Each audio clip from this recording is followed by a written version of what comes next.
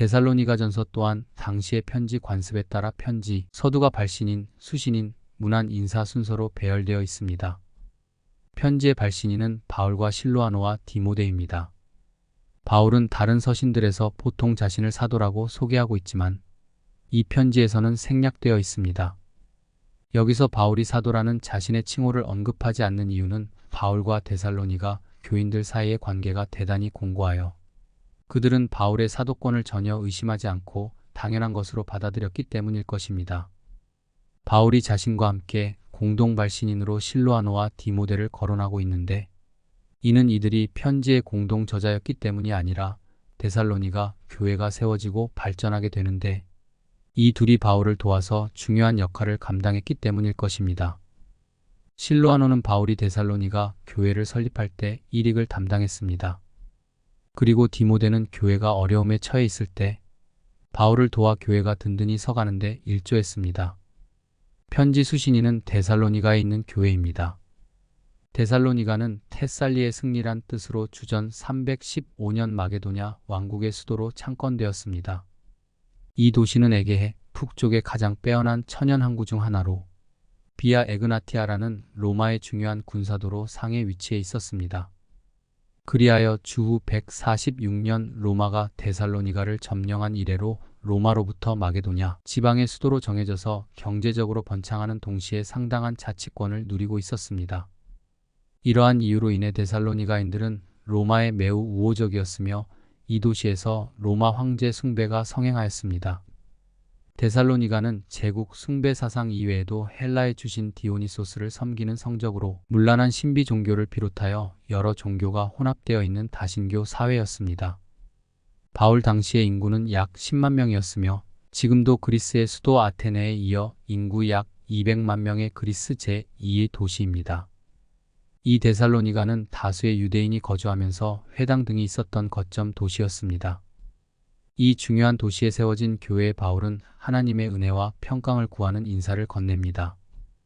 여타 바울 서신처럼 이 편지 또한 여는 말에 이어 긴 감사 단락이 나옵니다. 사도는 두 가지 이유로 인해 하나님께 감사를 드립니다. 바울은 자신이 지금 당장 감사하는 이유를 너희의 믿음의 역사와 사랑의 수고와 우리 주 예수 그리스도에 대한 소망의 인내를 우리가 우리 하나님 앞에서 끊임없이 기억하기 때문이라고 말한 후 궁극적인 감사 이유를 하나님께서 너희를 택하심을 알기 때문이라고 밝힙니다. 바울은 데살로니가 신자들의 믿음, 사랑, 소망을 칭찬합니다. 그는 다른 신약 저자들보다 이 기독교의 핵심 3대 덕목을 더 자주 묶어 사용합니다. 그런데 여기서 특이한 점은 사도가 언급하는 믿음, 소망, 사랑의 순서입니다. 우리에게 익숙한 고린도전서 13장 13절에서 바울은 이 3중 키워드를 믿음, 소망, 사랑의 순서로 제시합니다. 고린도전서 13장이 사랑의 위대함을 찬양하는 장이기 때문에 사도는 거기에서 사랑을 강조하면서 사랑을 맨 마지막에 언급하고 있습니다. 그러나 바울은 데살로니가전서 1장 3절에서는 믿음, 사랑, 소망의 순서로 소망을 맨 마지막에 두었습니다. 그 이유는 데살로니가전서가 특히 소망, 즉 재림에 대한 소망을 강조하고 있기 때문입니다. 그래서 바울은 데살로니가전서 5장 8절에서도 우리는 낮에 속하였으니 정신을 차리고 믿음과 사랑의 호심경을 붙이고 구원의 소망의 투구를 쓰자고 호소합니다. 따라서 우리는 데살로니가전서가 특히 예수 그리스도의 강림을 강조하는 편지임을 알 수 있습니다. 앞에서 언급했듯이 데살로니가전서는 매 장마다 강림을 거론하는데 이는 데살로니가 교인 가운데 일부가 종말론에 대한 오해 때문에 심각한 혼란과 무질서에 빠져 있었기 때문입니다. 1장 3절 상반절의 믿음의 역사란 표현은 흥미롭습니다. 여기 역사라는 단어는 헬라어로 에르곤인데 이는 행위라는 뜻입니다. 그래서 믿음의 역사란 직역하면 믿음의 행위가 됩니다. 혹자는 이분법적으로 생각해서 바울은 믿음을 강조하고 야고보는 행위를 강조하여 서로 상반되는 사상을 전개한다고 주장하나 이 구절이 증명해 주듯이 바울 또한 행위를 중시합니다. 믿음과 행위는 동전의 양면처럼 때려야 뗄 수 없는 밀접한 관계가 있습니다.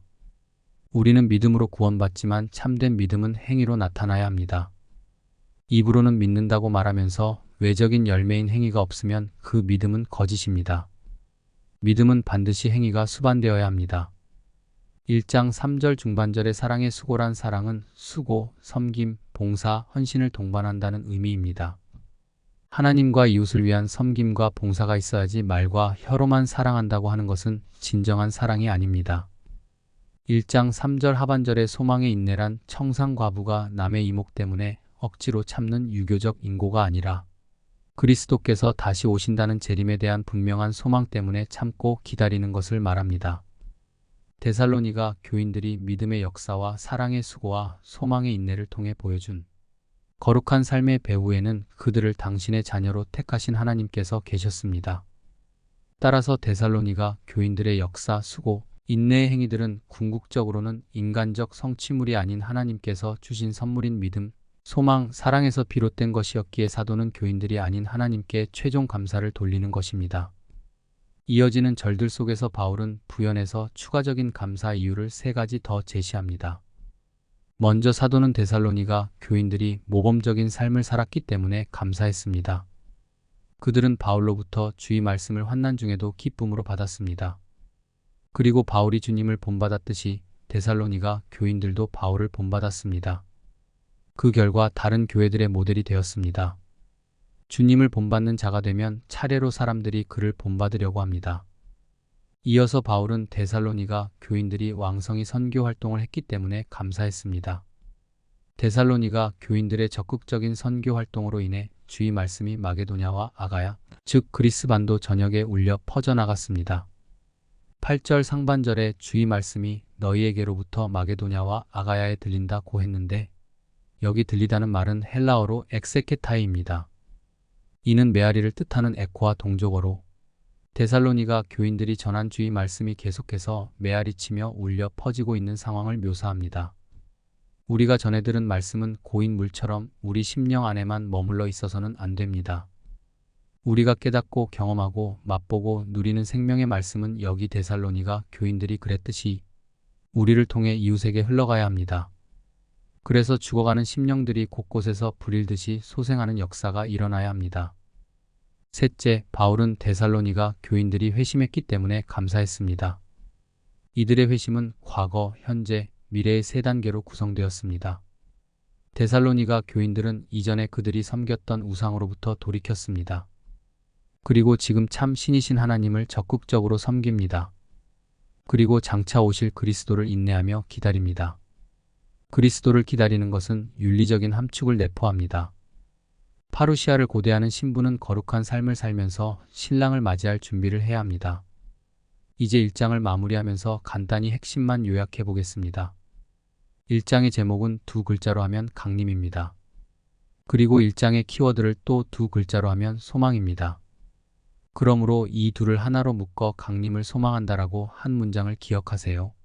본서에서 바울은 믿음, 사랑, 소망의 순서로 소망을 맨 마지막에 둠으로써 그리스도 강림에 대한 소망을 강조하고 있기 때문입니다.